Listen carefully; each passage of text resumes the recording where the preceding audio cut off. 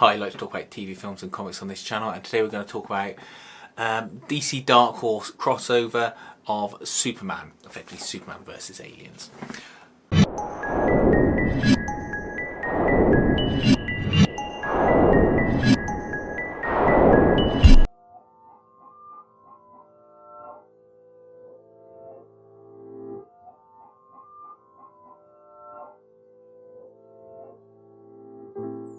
DC Comics, Dark Horse Comics Superman crossover book is a trade paperback that contains 4 stories where Superman crosses over with the Dark Horse universe. The ones I'm really here for are the Superman against the Aliens stories. The first story has Superman going off to find a signal in space that he thinks might be more survivors of Krypton. He ends up on a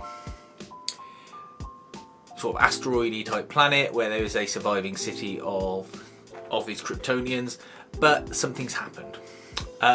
He meets up with the last survivor, who is Kara Zor-El, Supergirl, but she's more of a sort of Newt Ripley crossover. She's the last remaining person because everyone else got impregnated by aliens and has turned into a xenomorph. And then he and Supergirl have to fight their way off against the aliens. LexCorp does get involved at the start and the end, but in reality this is a story of mulleted Superman going off to fight the aliens. Superman gets an alien as well, and what's funny is that he has to spew it up because it can't break out of his chest, and Superman can do that kind of thing.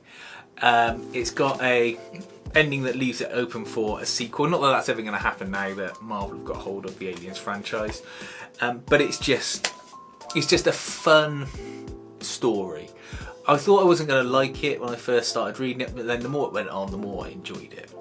I'm trying not to spoil too many of the surprises in it. I mean, you'll see in a flip through some of the images, but I didn't think any of it was sort of badly done at all. The artwork was nice and clear, and it was just enjoyable. The second Superman vs. Alien story, God War, has Superman going to New Genesis and Apocalypse, where there's the aliens present. Darkseid uses the aliens to stage a sort of invasion of New Genesis. Superman and Orion go off trying to stop them.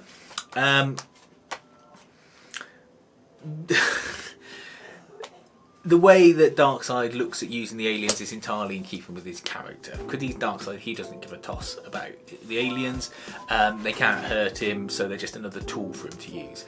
Again, I thought this was going to be a bit rubbish, but actually it was quite enjoyable once you start reading it and you get into the story beats.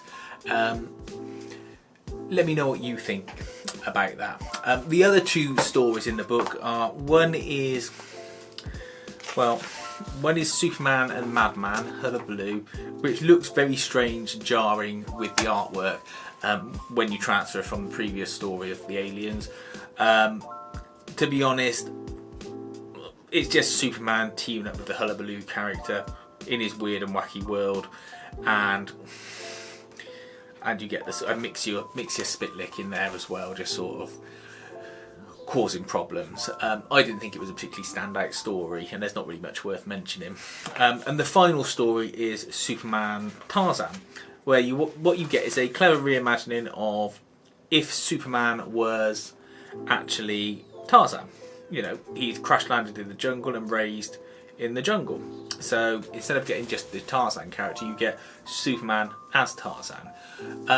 That was an enjoyable story, but the artwork jarred me. It's a very sort of different artwork, and in all honesty, it's not the kind of artwork I enjoy or I like looking at. But as I said, the story was fine, and it was a clever idea for the character rather than just Superman landing in the jungle and, you know, teaming up with Tarzan.